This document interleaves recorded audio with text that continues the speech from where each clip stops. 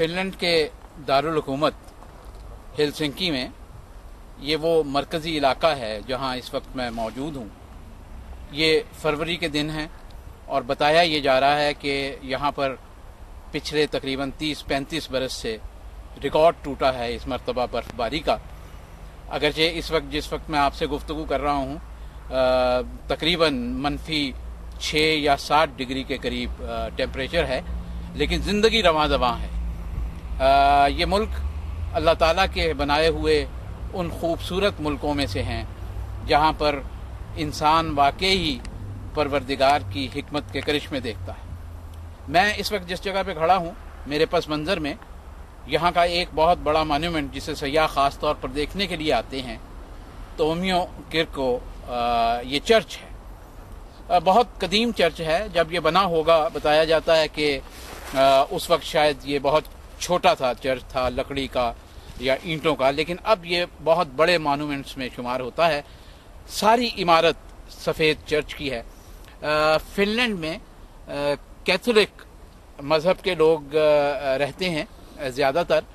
55 लाख के करीब इस मुल्क की आबादी है, जिसमें 2 लाख के करीब लोग जो हैं वो तारकीन वतन या बाहर से आकर यहाँ क़याम पजीर हुए हैं। और ताज़ा आज़ादोशुमार जो हैं उनके मुताबिक तकरीबन 1700 पाकिस्तानी यहाँ रहते हैं। मज़हब की आज़ादी जैसे तमाम मगरबी ममालिक में ज़्यादातर है वो यहाँ पर है। ये जिस जगह मैं खड़ा हूँ मैं आपको बता रहा हूँ कि ये सामने चर्च है, लेकिन मेरे दाईं जानिब अगर थोड़ा सा हम यूँ मुड़ें तो ये हेलसिंकी यूनिवर्सिटी है। स्वीडन और फ़िनलैंड यूरोप के उन ममालिक में से हैं जहाँ पर तालीम आखिरी हद तक मुफ्त है और तालीम के बहुत से मदारिज में जो साजो सामान तालीम से मुतल्लिका है वो भी मुफ्त मुहैया किया जाता है। अभी हम समंदर देख के आए हैं जो खलीज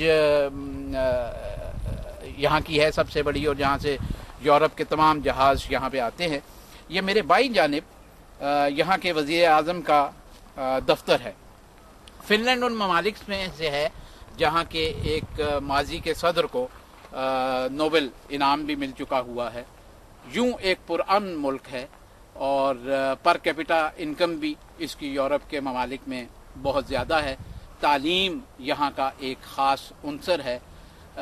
फ़िनलैंड दुनिया के उन ममालिक में से है जहाँ एक तरफ दुनिया में अंटार्कटिका का इलाका है तो दूसरी तरफ सर्दी के एतबार से फ़िनलैंड का इलाका है।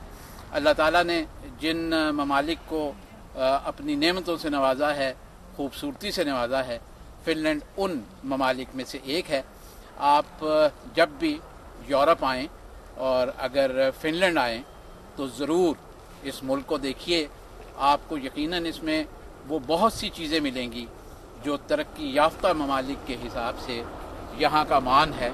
और जो पाकिस्तानी यहाँ आए हैं, मैंने जो बुनियादी मालूमात हासिल की हैं उसके मुताबिक 60s के अवाइल में कुछ आसार हमें मिलते हैं। इससे पहले भी आए होंगे, लेकिन जो मालूम हिस्ट्री है उसमें 60s के अवाइल में पाकिस्तानी यहाँ पे आए थे और अब बहुत से बच्चे पाकिस्तान से यहाँ आला तालीम हासिल करने के लिए भी आए हैं।